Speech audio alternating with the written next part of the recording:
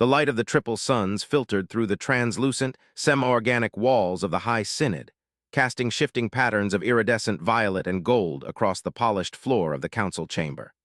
It was a place of suffocating beauty, a grandiose monument to the Ethelgard Dominion's obsession with purity, symmetry, and eternal stasis. Here in the heart of the capital world of Ethelprime, the air smelled of ozone and crushed lilies, a scent genetically engineered to promote calmness and subservience. Yet on this day, the scent was failing. The atmosphere was thick with a tension that tasted like copper, a vibration of panic that hummed in the sensory organs of the assembled delegates. They were the masters of the known galaxy, the architects of the stellar concordance, and they were terrified. High Justicar Vrail stood at the center of the dais, his elongated, crystalline fingers gripping the edges of the podium until hairline fractures appeared in the white stone. He was a being of elegance, tall and slender, his skin shimmering with the faint bioluminescence that denoted his high caste. His large, dark eyes, usually voids of impassive judgment, were wide with a fear he struggled to suppress. Around him, the tiered rows of the Synod were filled with representatives from a dozen client species, all looking to the Ethelgard for salvation, and finding only a mirror of their own dread. "The reports are confirmed," Vrail's voice echoed, amplified by the resonant acoustics of the chamber. It was a melodious voice trained in the arts of diplomatic song, but it cracked under the weight of the truth. "The Eclipse Armada has breached the outer rim. The fortress world of Kithra has fallen. The signals ceased 3 standard cycles ago. There is no debris. There is no distress call. Kithra is simply gone." A murmur of horror rippled through the assembly, a sound like dry leaves skittering over stone. Kithra was considered impregnable, a bastion of the Concordance's finest energy shielding and antimatter projection arrays. For it to vanish without a trace was an impossibility that defied the laws of warfare as the Ethelgard understood them. Vrail paused, letting the silence stretch, heavy and suffocating. He looked up, his gaze sweeping over the terrified faces of the delegates. "The eclipse does not conquer, it consumes. It is the entropy of the void given form, and it marches toward the core systems. Our fleets have engaged the vanguard at the nebulae of Tears. The Grand Admiral reports that our weapons, our elegant, precise lances of light, pass through their hulls as if striking smoke. We are fighting ghosts, and the ghosts are winning." A delegate from the reptilian Zarok hegemony stood up, his heavy tail thumping against the floor in agitation. "Then we must mobilize the reserves," he roared, his voice a guttural grinding of tectonic plates. "Unleash the planet crackers, burn the nebulae if we must. The Concordance cannot fall to shadows." Vrail looked at the Zarok with a pity that bordered on contempt. The Zarok were blunt instruments, useful for labor and border skirmishes, but they lacked the vision to understand the nature of the threat. "You do not understand," Vrail said softly, his voice cutting through the Zarok's bluster. "We have fired the planet crackers. The Eclipse ships absorbed the energy. They fed upon it. We are not facing a conventional enemy. We are facing a technological singularity that predates our history, and we are alone." The admission hung in the air, a poisonous vapor. The Ethelgard had spent millennia convincing the galaxy that they were the apex of civilization, the guardians of order. To admit vulnerability was to shatter the illusion of their divinity. "Not alone," a voice whispered from the back of the chamber. It was a soft, sibilant sound coming from the shadowed alcove reserved for the lesser species, the ones tolerated but not respected. A slender, insected diplomat from the Chitin Collective stepped forward, its multifaceted eyes reflecting the fractured light of the chamber. "There is the remnant, the scavengers." The chamber erupted in a cacophony of scoffing noises and derisive whistles. Vrail's bioluminescence flared red with irritation. "You speak of the Terrans?" Vrail asked, his tone dripping with disdain.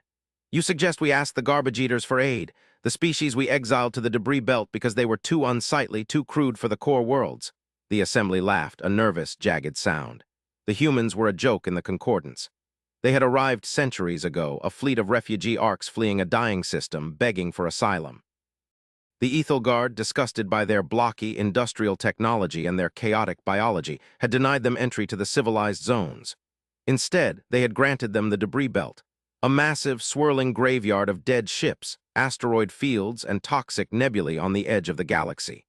It was a death sentence disguised as mercy. The Ethelgard expected the humans to die out within a generation. Instead, they had gone silent. They had accepted the scrap. They had vanished into the rust and the dust, and for 300 years, the only contact the Concordance had with them was the occasional automated freighter delivering more waste to the belt.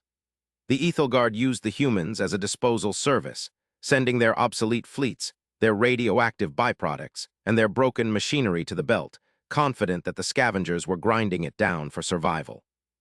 They are primitives, Vrail dismissed, waving a hand. They live in hulls of rusted iron, breathing recycled air that tastes of oil. What could they possibly offer against the eclipse? A spear made of scrap metal, a shield made of refuse? The Chittine diplomat did not retreat. They have survived in the debris belt, it insisted. They live where ships go to die. They understand decay. They understand the broken things. The eclipse is a force of destruction.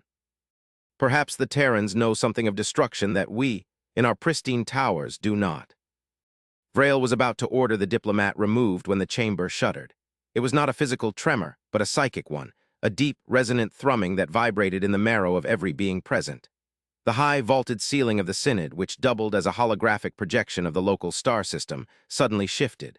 The comforting gold of the triple suns turned a sickly, bruised purple. Alarms began to wail, a dissonant shrieking that shattered the calm atmosphere.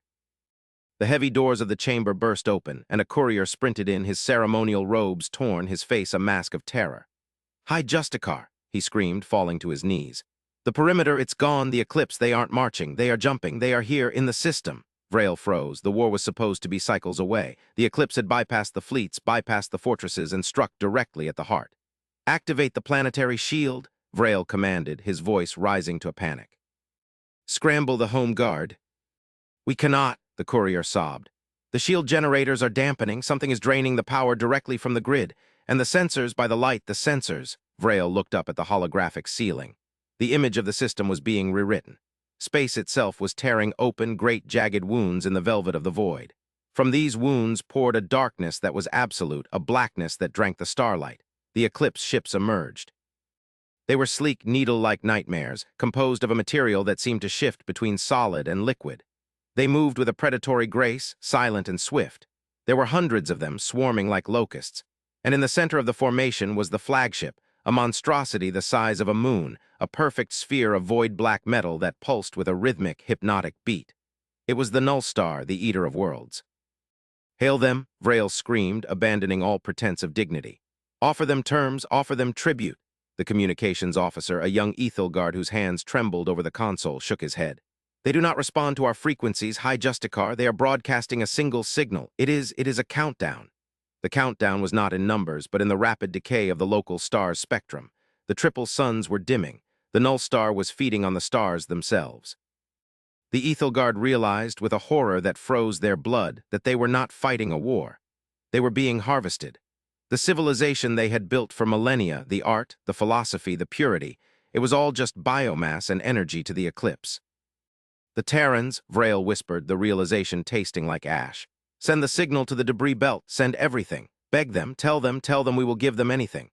It was a desperate, irrational hope, the flailing of a drowning man reaching for a piece of driftwood. The communications officer keyed the sequence, directing a hyperwave transmission toward the galactic rim, toward the graveyard of ships where the humans dwelt. "Signal sent, High Justicar, but the distance. Even if they respond, it will take cycles for them to arrive. And what can they do? They are scavengers." Vrail sank into his chair, watching the holographic doom unfold above him. "Then let us hope," he murmured, "that the scavengers are hungry." The silence that followed was measured in heartbeats, each one a hammer blow against the fragile sanity of the Council. The Eclipse fleet descended. The first orbital defense platforms vaporized, not with an explosion, but with a sudden, silent erasure, turning into dust that was sucked into the enemy engines. The sky of Ethel Prime began to darken as the enemy ships blotted out the dying suns. The panic in the chamber turned into a catatonic stupor. They Air watching their own extinction. And then the sensors pinged. It was a strange, anomalous reading. Not a hyperspace window, not a warp tier, not any method of travel known to the concordant science academies. It was a gravitational shear, a brute force tearing of the spacetime manifold. It came from the edge of the system, from the vector of the debris belt. "Reading massive displacement," the sensor officer shouted, his voice cracking with confusion. "Something is exiting, something enormous. The mass readings they are impossible. It's larger than a city ship. It's dense, incredibly dense." Vrail looked up, a flicker of hope warring with confusion. "Is it a fleet?" "No, High Justicar," the officer whispered, staring at the data stream. "It is one ship."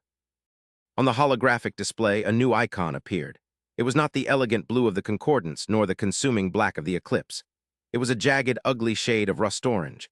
The image resolved, magnified by the deep space telescopes. The council gasped. A collective noise of revulsion and awe filled the room. The ship was a monstrosity. It had no symmetry, no sleek lines, no aesthetic coherence. It was a mountain of metal, a chaotic amalgamation of 1,000 different hull types welded together. There were plates from ancient Ethelgard cruisers, sections of Zarok freighters, the shattered spines of Chitin Hive ships, and components that were unrecognizable, all fused into a single brutal shape. It looked like a flying landfill, a glacier of scrap metal hurtling through the void. It was scarred, pitted, and ugly. It was the physical embodiment of everything the Ethelgard despised. But it was massive. It dwarfed the Eclipse destroyers. It was a flying planetoid of iron and steel. And it was moving with a terrifying momentum, its engines, great yawning maws of blue fire, vomiting distinct trails of ion and plasma. Etched onto the side of the hull in crude, blocky letters that spanned kilometers was a single word in the human tongue, a word the translator software struggled to parse before rendering it in the trade language: Titan. They came in a garbage scow, the Zarok delegate sneered, though his voice trembled. They came to die. Open a channel, Vrail commanded. He had to know. He had to speak to the masters of this abomination. The screen flickered and the face of the human commander appeared. Vrail expected a savage, a dirty, desperate creature covered in grease. What he saw stopped him cold. The human was an older male, sitting in a command chair that looked suspiciously like it had been salvaged from a fallen dreadnought and reupholstered. He wore a uniform of dark gray, pressed and immaculate, though the fabric looked thick and utilitarian. His face was lined with age, but his eyes were sharp, pale gray, and utterly calm. There was no fear in him, no panic. He looked at the chaos of the invasion, at the panic of the High Council, with the detached interest of an engineer examining a broken circuit. "This is Admiral Vance of the Terran Reclamation Fleet," the human said.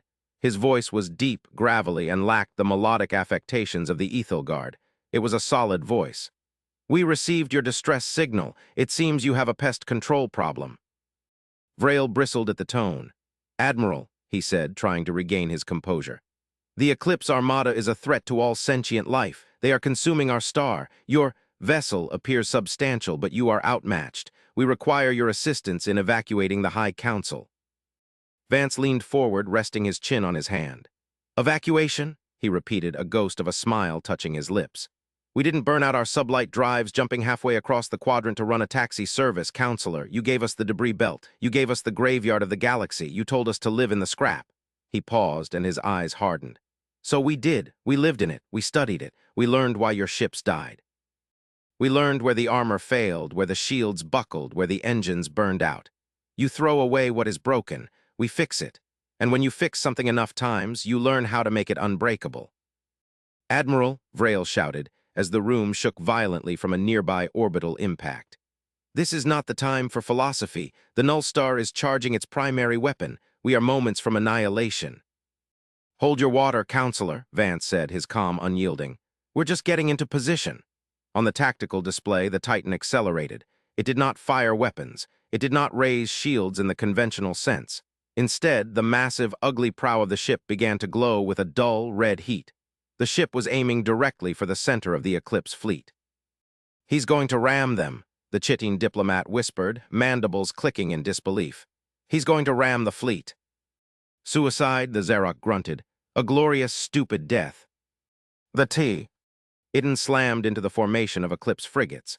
But there was no explosion. The Ethelgard watched in stunned silence as the needle ships of the enemy smashed against the hull of the Titan and shattered. They crumpled like tin cans against a brick wall. The Titan didn't even slow down. Its hull was not merely thick.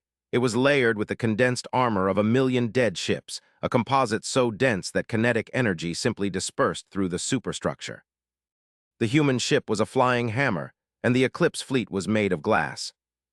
The Titan plowed a furrow of destruction through the enemy lines, leaving a wake of drifting debris. It was heading straight for the Null Star. The Eclipse flagship, realizing the threat, turned its attention away from the suns and focused on the incoming mountain of scrap. Beams of dark energy, capable of slicing through planetary crusts, lashed out at the human ship. They struck the Titan's flanks, carving deep gouges into the outer layers of armor.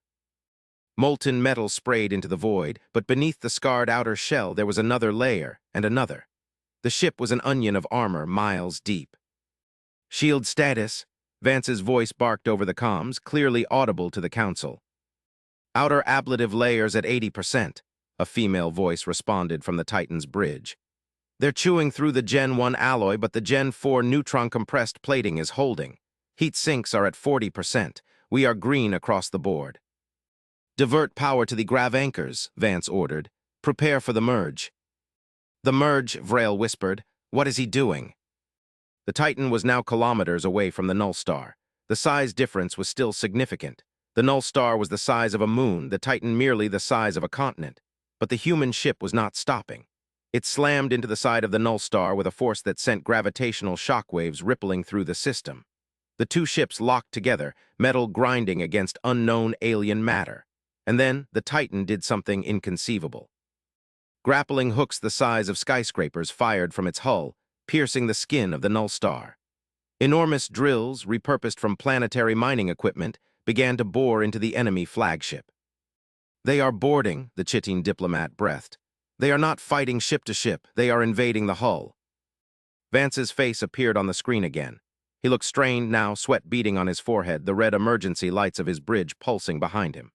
Counselor, he said, his voice tight. Listen closely. The Eclipse isn't just an enemy, it's a harvesting protocol. We've seen this code before. We found fragments of it in the deep archives of the scrap you sent us. Old data cores from civilizations dead a million years. The Eclipse is an automated system. It recycles matter when entropy gets too high. It thinks the galaxy is dead waste, so it's mulching it. Vrail stared at him, his mind reeling. A recycling system, but it is destroying us. Because you look like waste to it, Vance snapped. Your civilization is stagnant, you don't grow, you don't change, you just polish the same old statues. To the Eclipse, you're just static data waiting to be overwritten. But we, Vance smiled, a grim, predatory baring of teeth. We are the masters of scrap. We know how to talk to the garbage disposals. What are you going to do? We're going to feed it, Vance said. We built the Titan not just as a warship, but as a database. Every piece of scrap in this hull has a history. Every plate carries the resonance of the species that built it. We have the genetic codes, the histories, the blueprints of 1,000 dead races stored in the physical structure of this ship. We are going to inject that data directly into the Null Star's core. We're going to show it that the galaxy is still alive, that it's still complex, that it's not ready for the mulch pile. And if you fail, Vrail asked, his voice barely a whisper. Then we become just another layer of scrap for the next guy, Vance said. Bridge out. The connection cut. The council watched as the Titan began to pulse with light. It was not weapon fire, it was data. Streams of binary code, of quantum algorithms, of pure information flowed through the grappling cables into the Null Star. The black sphere shuddered. The red pulsing light of the enemy ship began to flicker. It turned white, then blue, then a chaotic swirl of colors. The Eclipse ships, the swarm that was devouring the fleet, suddenly stopped. They froze in the void, drifting like puppets with cut strings. The Null Star let out a sound that transcended audio, a psychic scream of acknowledgement. It was not a scream of pain, but of recognition. The harvesting protocol had found something it could not process, a paradox, a species that thrived on decay, a ship made of death that pulsed with life. The logic loop of the ancient machine shattered. It could not classify the Titan as waste, and therefore it could not classify the galaxy as dead. Slowly, agonizingly, the Null Star began to retreat. The grappling hooks detached. The Titan drifted away, its hull battered, glowing with residual heat, looking more like a wreck than ever. But it was whole. The Eclipse fleet turned in unison, their dark forms shimmering, and they vanished back into the tier in space, returning to the dark dimensions from which they came. The suns of Ethel Prime flared back to life, their light washing over the scarred hull of the human ship. Silence returned to the Synod, but it was not the fearful silence of before. It was a stunned, reverent silence. Vrail looked at the ugly, broken shape of the Titan floating in the high orbit, blocking the view of the nebula. For the first time in his life, he did not see imperfection. He saw strength. He saw a beauty that transcended aesthetics, the beauty of survival. The comms beeped. It was Vance. He looked exhausted, wiping grease from his cheek. Target neutralized, he grunted. The Eclipse has reset its cycle. It won't be back for another 10,000 years. We uploaded a patch to their operating system, told them the galaxy is under new management. Vrail swallowed hard. He stepped forward, bowing low, a gesture of respect reserved only for high elders of the Ethel Guard. Admiral Vance, he said, his voice trembling with genuine emotion. You have saved us. The concordance, we are in your debt, we misjudged you, we saw only the refuse and not the resilience. Vance shrugged, taking a sip from a battered metal flask. We're used to it, you gave us the scrap, we just built something with it, that's what humans do, we don't throw things away, we make them work. What will you do now? Vrail asked. Will you return to the debris belt? We can offer you worlds, pristine worlds, core systems. Vance looked around his bridge at his crew, men and women in utilitarian jumpsuits, working consoles made of welded parts. He looked at the screen at the pristine, fragile world of Ethel Prime. No thanks, Vance said. Pristine is brittle, we like the scrap, there's more history in it. Besides, we have repairs to make. The Titan took a beating, we need to find more dead ships to patch the hull. We will send you supplies, Vrail promised. Titanium, gold, hyperalloys, anything you need. Vance smiled, and this time it was a genuine, warm smile. Keep your gold, counselor, just send us your trash. Send us your broken drives, your cracked hulls, your failures. We'll build the next fleet out of them. Because eventually the Eclipse will come back, and when it does, the scrap fleet will be ready. The transmission ended. The Titan turned, its massive engines firing, and began the long burn back to the rim. The High Council of the Ethelguard stood and watched until it was just a speck of rust against the stars. The atmosphere in the chamber had changed. The smell of lilies was gone, replaced by the faint, phantom scent of iron and oil. The perfection of the Synod felt hollow now. They looked at their polished walls and saw only fragility. They looked at the empty space where the Titan had been and saw the future. In the days that followed, the politics of the galaxy shifted. The Ethelguard no longer looked down upon the rim. The debris belt was renamed the Iron Bastion. Diplomatic envoys were sent not to dictate but to learn. They found that the humans had not just built a ship, they had built a culture that accepted grief, that accepted loss, and forged it into armor. They learned the human philosophy of kintsugi, the art of repairing the broken with gold, making the scars the most beautiful part of the object.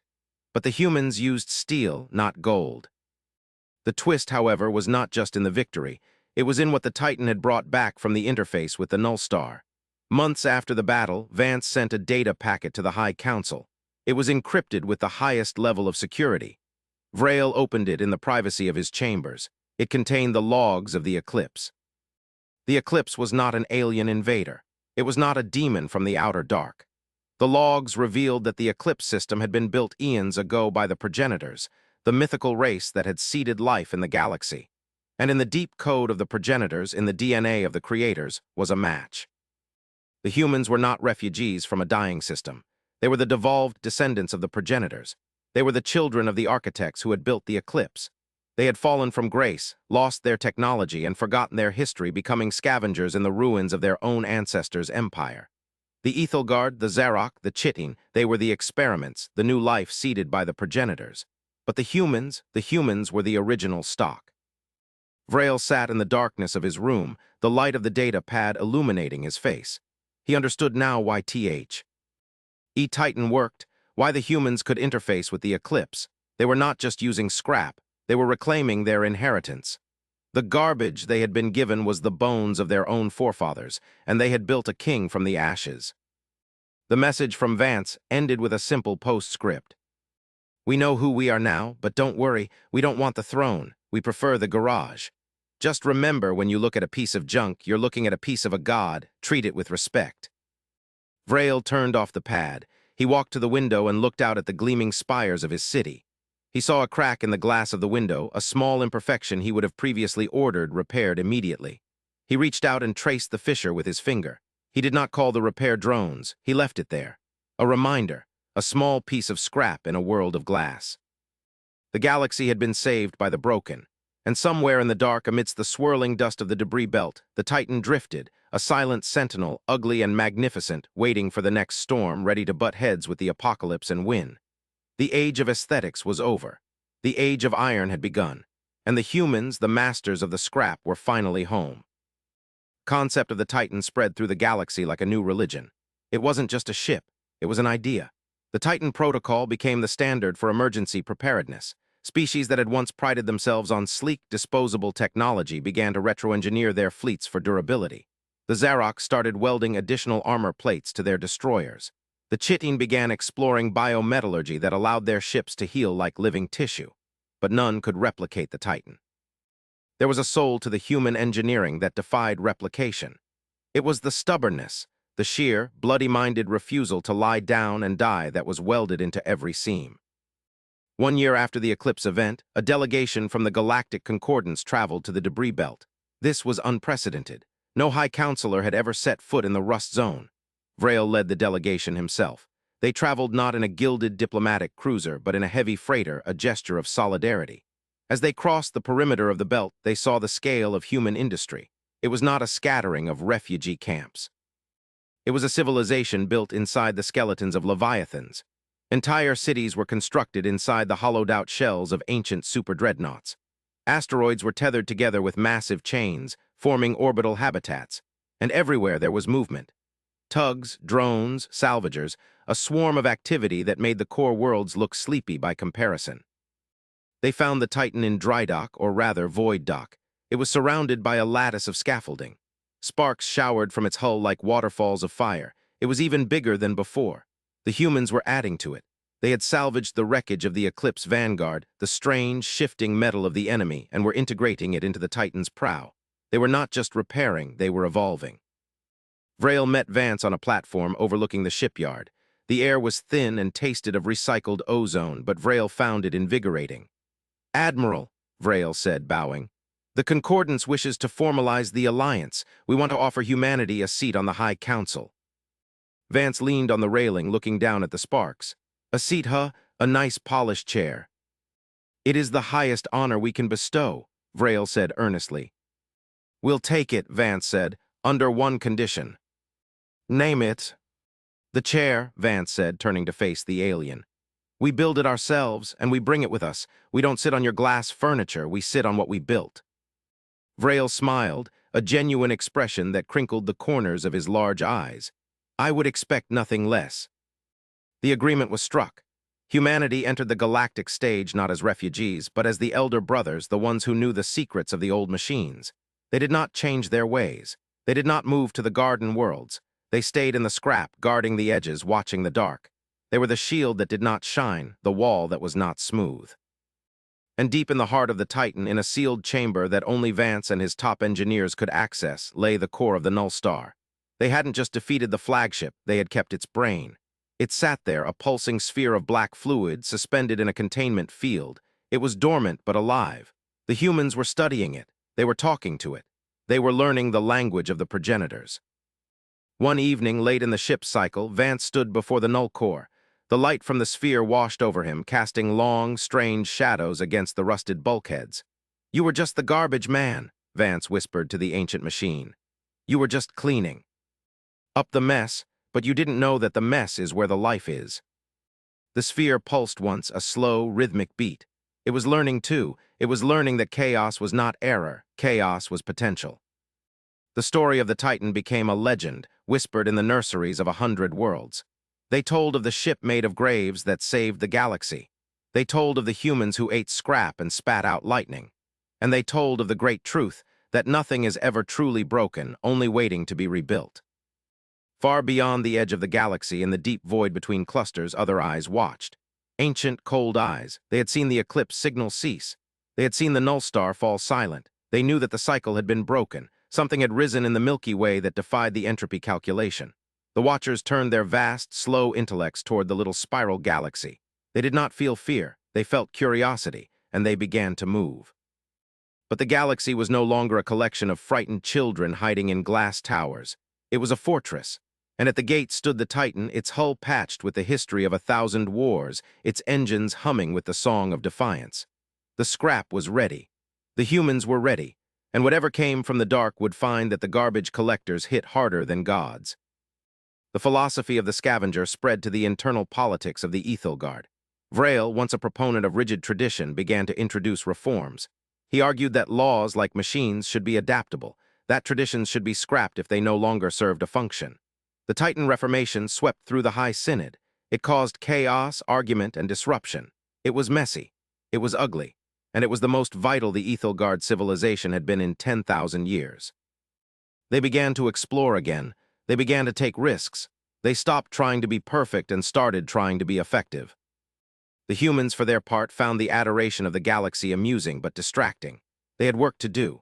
The debris belt was vast, and there were treasures hidden in the drift that even the Ethelgard didn't know about. Ancient megastructures, derelict Dyson swarms, weapon platforms from wars fought before the stars were born. The humans claimed them all. They towed them to the yards. They cut them up. They welded them to the Titan. The ship grew. It ceased to be a ship and became a mobile world. A jagged, asymmetrical moon of iron that patrolled the hyperlanes. It was a symbol of the new era, the era of the rough edge. Years later, Vrail, now old and nearing the time of his crystallization, visited the Titan one last time. He walked with a cane, his bioluminescence fading to a soft, warm glow. Vance was gone, passed onto the void, his body committed to the recycling vats to nurture the hydroponic gardens of the ship, the ultimate commitment to the philosophy of waste. The new commander was a young woman named Holloway, with oil stains on her hands and eyes like flint. "Hi, Justicar," she greeted him, wiping her hands on a rag. "To what do we owe the pleasure?" "I came to see the old girl," Vrail said, patting the bulkhead of the corridor. The metal vibrated under his hand, a deep, steady thrum. "She feels stronger." "We added a secondary reactor core from a salvaged neutron star harvester," Holloway said casually. "She purrs like a kitten now." Vrail laughed, a wheezing, happy sound. "You humans, you would weld a star to a spoon if you thought it would make the soup hotter." "If it works," Holloway grinned. "I have a question," Vrail said, his tone turning serious. "The logs we deciphered about your origins, about the progenitors, does it bother you to know that you are the fallen children of gods, that you were once the masters of all this and you lost it?" Holloway looked at the ceiling, at the exposed conduits and the rough weld lines. She thought for a moment. "No," she said. "Not really. If we were still gods, we'd probably be like you were, sitting in a tower, afraid to scratch the paint. Falling was the best thing that ever happened to us. It taught us how to climb, and the view is better when you've had to drag yourself up from the mud." Vrail nodded. "The view is indeed better," he agreed. He left the Titan with a sense of peace. The galaxy was safe, not because it was perfect, but because it was tough. He returned to Ethel Prime and entered the sleep of crystallization, his body turning into the living gemstone that would record his memories for future generations. His final thought, etched into the crystal matrix of his remains, was a single image: the Titan, ugly and beautiful, standing against the stars, a monument to the power of the broken. The butt of the joke, the scrap, the refuse, the exile, had become the head of the spear. The Ethelgard had given them scrap, and the humans had built a Titan. And in the silence of the void, the Titan wait. A sleeping giant made of trash and glory, daring the universe to try and throw it away again.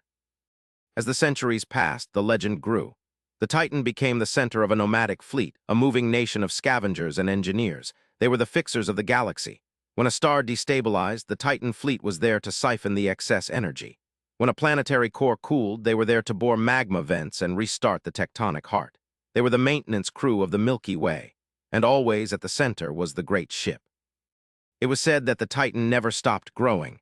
That deep in its bowels, there were sections so old that the crew needed archaeological maps to navigate them, that there were ghosts in the machine, echoes of the thousands of crews that had served aboard her.